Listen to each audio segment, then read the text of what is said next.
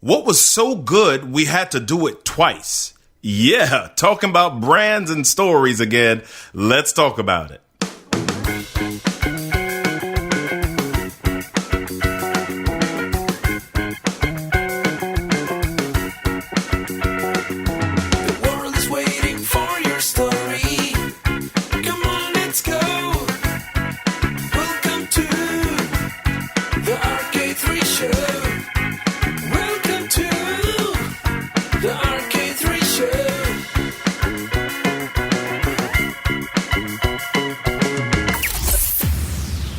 Welcome to the RK3 show. I'm Robert Kennedy III. RK3, that's me. Woohoo! It's episode 49. 49. That's one less than 50. That means we only have one more episode before the end of season 1. I just want to say thank you. Thank you for all your support and the amazing love that you've shown over this season. Guess what? Season 2 is going to be even more amazing. If you can even imagine that. Wow. I'm super excited about it and all the guests we have lined up. Woo-hoo. I want to also share with you some other goodies we've had recently. We just had an episode with my fellow Jamaican, Stephen Hart. Respect, one love. That was episode 48. And we also had the Pineapple Lady, Annie Meehan, on episode 47. Did you enjoy that? I hope so, because we had some other great episodes as well. Episode 42 with Rob Holman, episode 43 with Kinja Dixon. And guess what? We are heading on into season 2. We'll be kicking off with some great interviews by Carla Cannon, the trailblazer, and ex-NFL player turned inspirational speaker Merrill Hodge, WNBA star Lisa Willis, and a lot of other great storytellers. I'm excited, super excited about season 2 launching February 4th, 2020. Have I said that already? I'm excited. There, I said it again. Excited. Let's jump in to today's episode. Last time, we talked about branding and telling your story with podcaster, marketer, brander Stephen Hart. Today, our guest is also a brand builder. Aurora Gregory says helping entrepreneurs use marketing to build their business is her passion. This Southern California native refers to herself as a marketing maven, and she's the co-author of Get Picked: Tips, Tricks, and Tools for Creating an Irresistible Speaker Proposal.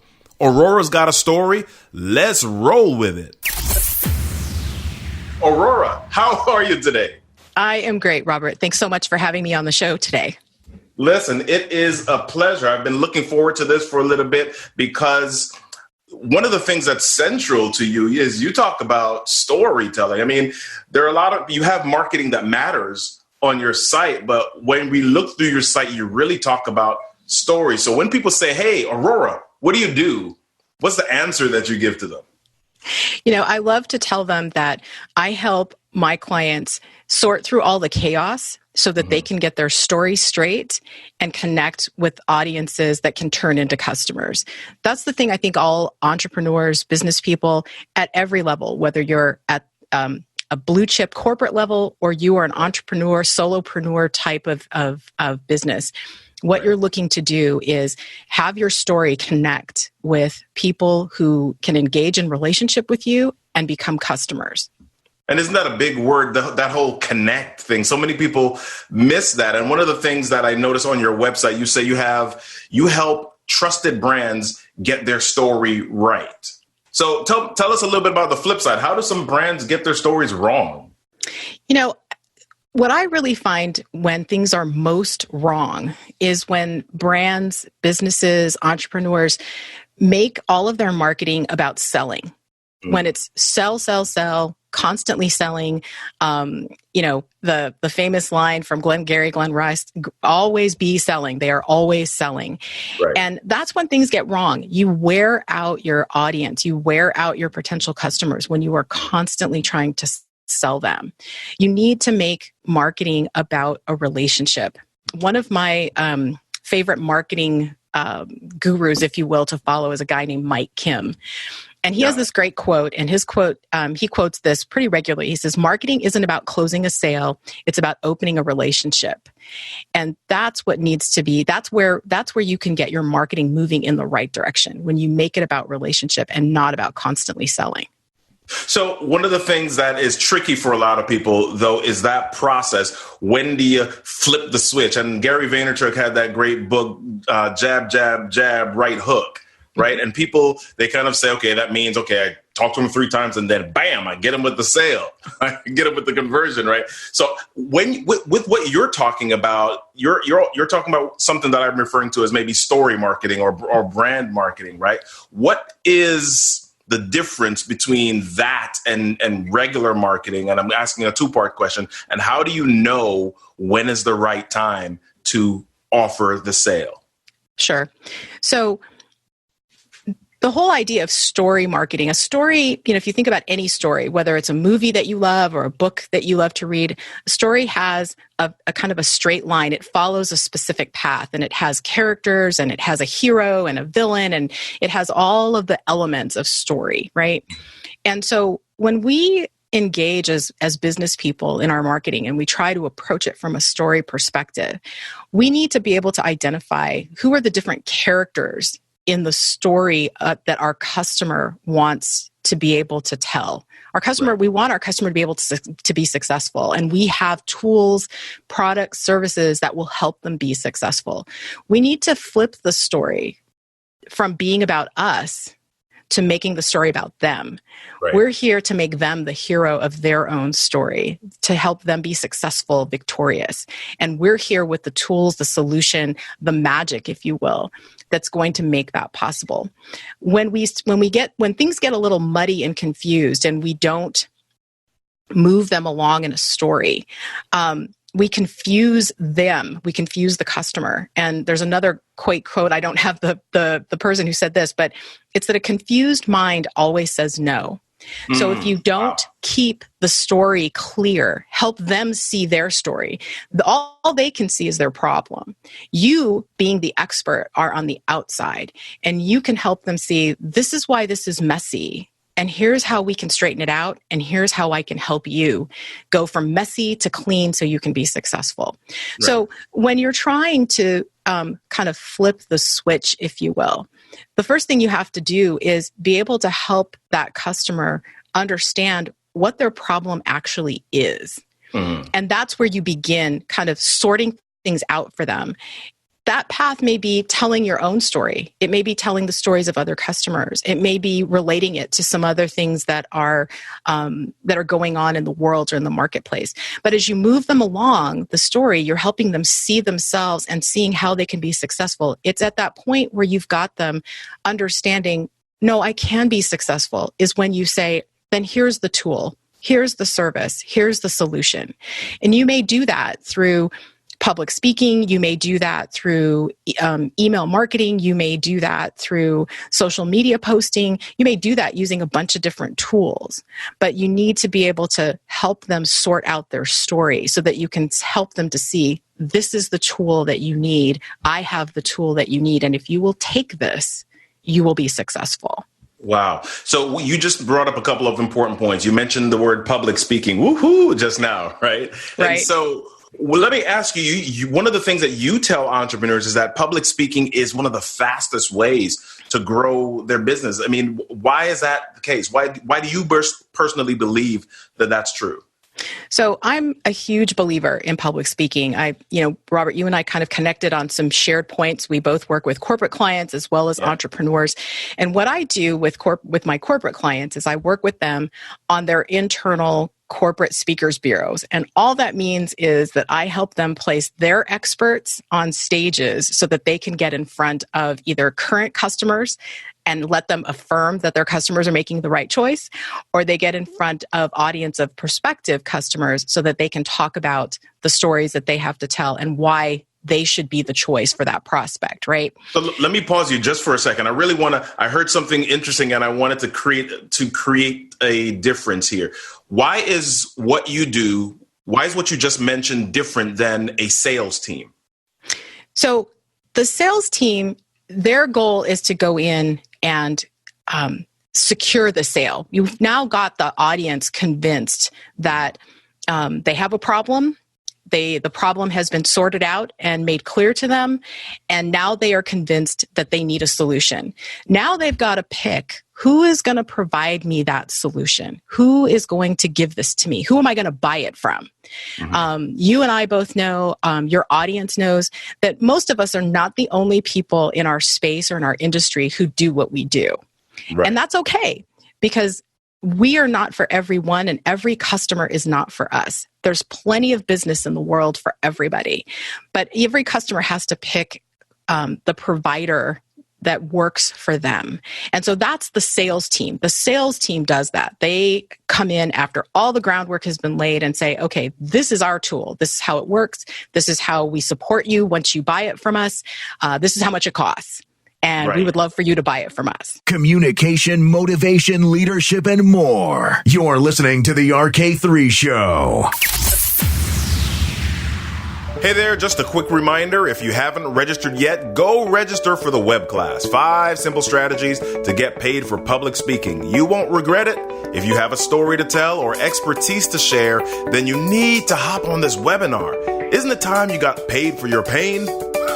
Check the show notes and sign up today. And now, back to the show. So if we're talking about, if we are creating maybe a familiar picture for people, this is almost like your people that you're putting on stages are like the commercial, and then people still have to get up off the couch and go to the store, and they meet the salespeople in the store who then are and then you got to go to the cash register. So that's exactly right. Okay, perfect. That's exactly right. And so from the stage, and the reason I talk about public speaking, I feel so strongly about it, is because there really is no other marketing tool that allows you to engage and network with a large group of people in a meaningful way all at one time. We've all gone to conferences and gone to the mixers. We've gone to networking events. And we might meet a great bunch of people, walk out with a handful of great business cards of folks that we want to connect with. But if you go to an event, even like a local Chamber of Commerce mixer event, there'll probably be 50 people there. Right. It's not possible to network meaningfully, to talk about what you do or what you offer meaningfully with 50 people in the space of a 2-hour cocktail party. It's just not possible. But from the stage, you can do that. Wow. You can actually share your story. You can share your ideal customer story, give them a path and show them how you can help them move from one place to another, from one level of success to the next level of success. You can do all of that from the stage in a meaningful way. Now, your story and every customer in the room may not be for you, and that's okay. That's certainly true at, say, the Chamber of Commerce mixer. But because you're doing it from the stage, they have an opportunity to make a decision to come and engage with you further. I do public speaking. I do a lot of training on teaching people how to pursue public speaking and how to write terrific speaker proposals and speaker pitches so that they can land those stages that they're looking for. I have never been at an event where after my presentation, I haven't had a good line of, I'd say 10 to 12, maybe 20 people that want to speak to me afterwards, want to exchange business cards, want to connect, who followed up with me on LinkedIn afterwards, sent me an email, all of those kinds of things, maybe come and even bought my book. All of those things because I stood on the stage and was able to tell them what they needed to know about creating a terrific speaker pitch. And that's available to all of us. And so that's why I believe so strongly about public speaking. I've seen it be incredibly effective in corporate environments, and I've seen entrepreneurs use it to help grow their prospect and customer base in a meaningful way. So what are some of the opportunities that speakers then, or business owners, small business owners, are missing with regard to speaking? So one of the things that I love about the world that we live in today, because it's so digital, as a speaker, you can have an audience, a stage, anytime you want. From doing something like a live stream, If you have a Facebook page, if you have a YouTube channel, even on LinkedIn, you can hit go live and you can have an audience anytime you want. Today's world makes that real and possible. So I would encourage anyone who has not considered live streams to do that. The other thing is to think more broadly about public speaking, about what speaking means. I include things like podcasting and being a guest on podcasts as a speaking opportunity, because that host has cultivated an audience of people that are interested in a particular topic. And as you connect with that podcast host and share your message, you're connecting with that audience. There's a whole strategy around the concept of what we call guesting. And that's really a focus on being a guest on podcasts. And I completely consider it a public speaking opportunity. And it's a strategy that I think can be very successful. Not all of us have the bandwidth to be a podcast host like yourself, but all of us can find 15 to 30 minutes to create great pitches, connect with a podcast host, and then offer themselves as a strong guest. You help the host provide great content to his audience, and you help your own business by being able to share it with an audience that you know is also interested. To say nothing of else, to not forget all of those kind of traditional pitching actual stages. Speaking locally, if you're a local business and you're looking for local opportunities, to pitch local opportunities like your Chamber of Commerce or your local service business clubs, organizations, to look for industry events. I do a lot of work in that area where you've got professional associations that are looking for session presenters and even keynote speakers. Opportunities today abound for speakers. It's just a matter of committing to it, making sure that you have the right pieces in place so that you can be successful as you pitch yourself as a speaker. Awesome. So let me ask you one last thing. You've got this amazing book, Get Picked, Tips, Tricks, and Tools for Creating an Irresistible Speaker Proposal. And there was one thing that you mentioned about creating a narrative for people, 4 steps to creating a narrative. Can you share with us, as our last piece here, what are a couple of the things that a speaker can really do to connect and get in, state your stuff, and then get out so that it's meaningful for the audience? Absolutely. And so, when you're pitching yourself as a speaker, the first gate that you have to cross and before you can get on that stage in front of that audience is the event planner. In some instances, it's actually someone called the event planner. If it's an industry association, it might be the education director. They have any number of names, but there's an organizer, the person that's responsible for picking those speakers. That's the person that's responsible for looking through all the pitches. Yeah. After, I'd say, probably 15 years of working on creating speaker pitches for my corporate clients, they've boiled down to the kind of the 5 things that you've got to have in order to put forward a great speaker pitch. The first thing you've got to have is a great topic. The topic that you talk about it needs to matter more than to just you. It's got to really matter to your audience. It's got to address a pain point or a problem. It may be a common problem, maybe a problem that never goes away, but you have got to make sure that it's a topic that is constantly in discussion. So have a hot topic. Second, you've got to have a great title to your session. It can't be just something that's very pedestrian, something that as you're looking through a booklet full of sessions or web pages full of sessions once a conference is launched, that just is going to make your eyes skim over. It's got to be something that's kind of attention grabbing. I always tell people, you sell your session, you sell your presentation with the title. It's the first thing people see. The next thing you're going to do is you're going to tell a good story. A story has beginning, a middle, and an end. So I always like to encourage people when they're writing now the actual description of what they're going to talk about, to start with either the actual problem, to start with a question. That kind of question like that maybe starts out with, what if you could shave 10 hours of administrative work out of your day, out of every week, and be able to apply that to something else? That whole idea, that intriguing question kind of draws people in, because if they're, drowning in administrative work, then the first thing they want to do is like, I'd love to save 10 hours. How did someone do that? They'll continue to read. You take them through that story of how you or maybe one of your clients worked together to put systems in place so that time was being saved. And then at the end of the story, there's that moment of success. That point at which it's, okay, we send 10 hours and now those 10 hours, instead of being applied to administrative tasks, are being applied to value-added, customer-focused tasks that are creating a better user experience. Yeah. That's that whole story that draws people in. And you're doing that in a short, kind of tightly worded paragraph. Wow. Within that paragraph, item number 4 is you want to be able to take people, give them a little taste of the journey. Were there problems that you had to solve on the way to saving these 10 hours?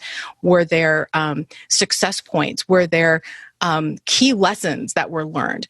Include little tidbits about what else the audience will learn in the session. And then lastly, you're going to toot your own horn just a little bit. I had an old mentor that used to say to me, she said, Aurora, if you don't toot your own horn, it will remain in a state of untootedness. So what you want to do, isn't that great? I've always loved that. She was a woman named Pat Tobin. She was amazing. So at the end or somewhere in the course of your presentation, you want to give a little bit of information as to why you are the expert, not just a expert, but the expert that should be on the stage talking about this to this event's audience.